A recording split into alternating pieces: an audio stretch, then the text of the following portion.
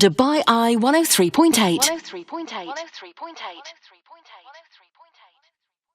So welcome back to the agenda, and obviously plenty of events taking place across the UAE over the course of the weekend, plenty over the course of the month of April, and a number of them with very significant impacts, not just here in the region but globally. No more so than the 7th International Congress for Joint Reconstruction, Middle East 2019, which has been taking place over the course of the weekend at the Conrad Hotel right here in Dubai, bringing together excellence and speakers from across the world, from a range of different specialities: orthopedic surgeons, physiotherapists, nurses, technicians, medical students, and many, many more. Now, one of the buzzwords of the conference has been 3D printing. 3D printing is a term that has been used and buzzworded for many years now. And it's had a huge impact in a number of different industries, none more so than in the world of joint reconstruction. Tell us a little bit about this. We're joined by one of the individuals who was speaking at the conference over the course of the weekend. Quite simply known as the man to go for when you've got a problem with your joints here in the UAE, has been coined the Joint Doctor of Dubai. He is consultant orthopedics surgeon at Zahra Hospital Dubai. Dr. Samih Tarabichi joins us live on the line. Dr. Samih, thank you so much indeed for your time. Thank you. Let's start with the Congress first and foremost, or the conference, I should say. How important is it to bring like-minded individuals such as yourself and your international peers and colleagues together under one roof for a couple of days to discuss the latest developments? This is the 7th international meeting as such, and it held under the patronage of His Highness Sheikh Mohammed bin Rashid Al Maktoum. Dubai has really great attraction to a lot of speakers, and we've been able to draw over like 800 surgeons from all over the world. This meeting has grown with time, and every year it's bigger and stronger. We get people from China, we get people from Russia, and most importantly, we get people who are expert, or what I call is the star of joint replacement surgery. And it's always opportunity to interact with those people so they can know what we're facing in the Middle East and in our world as far as the difficulties and the challenges. And also, they enlighten us of what they got, and we enlighten them with the variety of things that we have here and the challenges that we have here in the region. You personally have performed well over 10,000 knee and joint replacement surgeries during the best part of 2 decades career here in the region. You've pioneered a number of advanced orthopedics procedures as well. Given that time and given your wealth of experience, how much of a game changer has 3D printing been for you and your industry? It's going to be a great game changer. When I came, I practiced in the United States and I practiced here in the UAE. And when I moved here, it struck me that the joints, the pathology, the anatomy is totally different. And I was faced with a challenging trying to choose what is best for our local patient. The point that I'm trying to make is when you do a total knee replacement, you are resurfacing that bone. So you're really covering the bone, covering the defect that happened due to the arthritis. So that covering should be exactly the dimension of the bone and should fit perfectly. Otherwise, that mechanical piece which is the knee is not going to function well, and the patient is going to hurt. So the challenge was from the beginning is we're facing a patient with different what I call morphology and sizing issue. So we gradually went into that. Initially, we addressed the Asian knee, and we produced some paper about it, and some company took over and they tried to do something that is more suitable for Asian patient. And we did that, and we were able to achieve full flexion. So there has been considerable improvement. I think, when you say that, okay, it's a resurfacing procedure, the top of the finding personalized thing for a patient is really to do a custom made, because you're really covering it. It's like wearing a coat. It has to be perfect. Otherwise, you're not going to feel comfortable, and you're going to keep moving in it uncomfortably. So the 3D is really like the top of best fitting.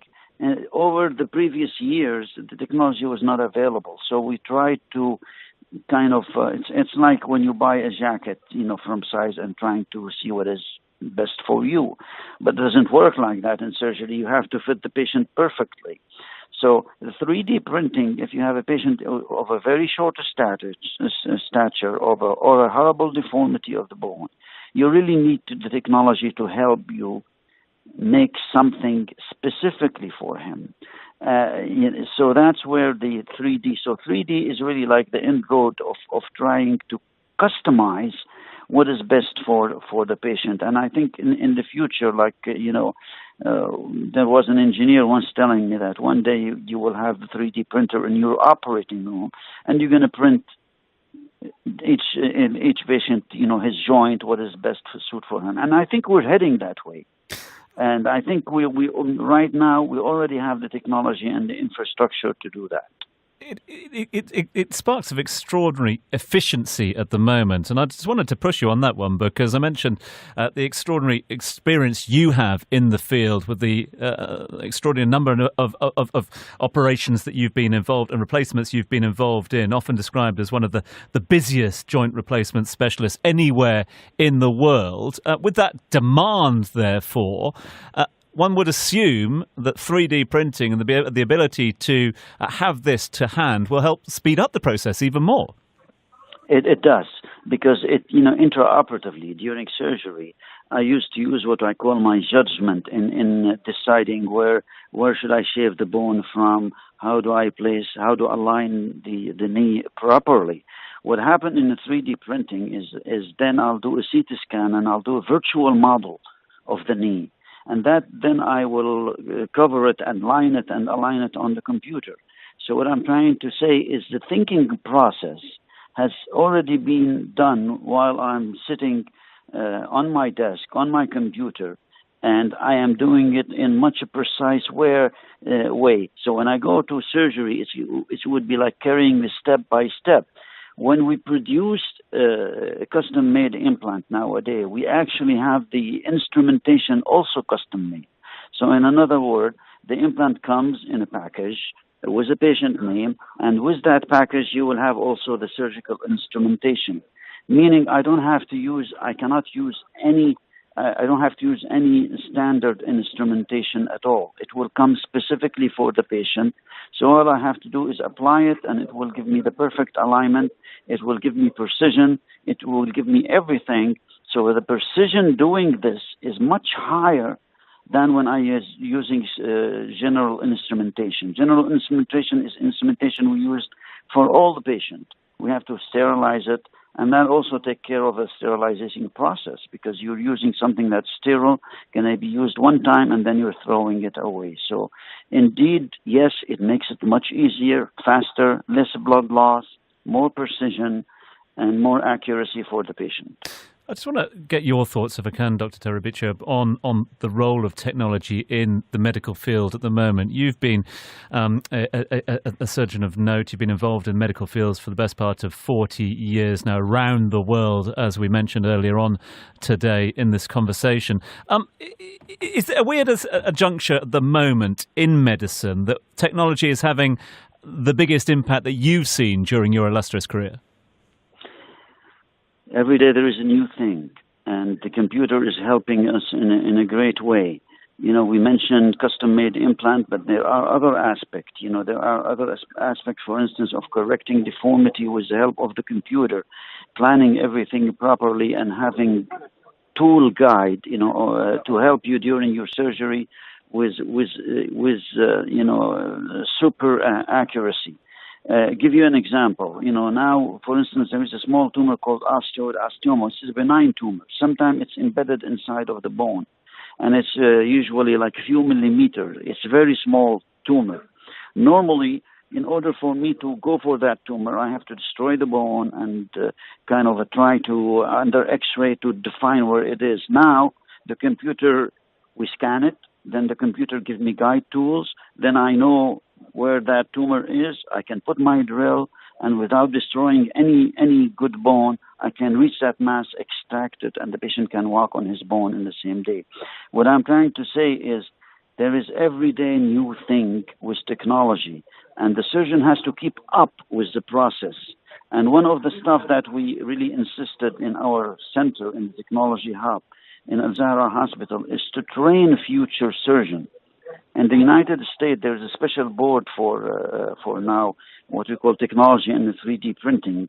And the idea of it is really to train people, although they are fully trained surgeons, is to teach them how the technology works and to know, to kind of to show them how to use it. There is a lot of infrastructure work that has to happen. Technician has to be in the operating room, also has to be trained to the new technology. So it's not like I'm giving a lecture and it's done. You have to lay down the ground floor for such a process. You have to have technician, you have to have surgeon well trained, and you have to have the instrumentation, the technology ultimately. And you have to link it together so you can really use it properly. Otherwise, it's going to be what I call electronic mess. It's not gonna. So that's why one major part that we're doing in Al Zahra Hospital is giving a certificate for technicians so they are well aware of what is technology and what is 3D printing so they can serve the patient better. Dr. Tarabichi, we won't take any more of your time. Thank you so much indeed for joining us here on Dubai Eye throughout the course of this morning. And all the best to you and, of course, your colleagues for the 7th International Congress for Joint Reconstruction taking place here in Dubai. Thank you very much indeed for your time. Thank you for your time as well. Thank you. This is Dubai Eye 103.8.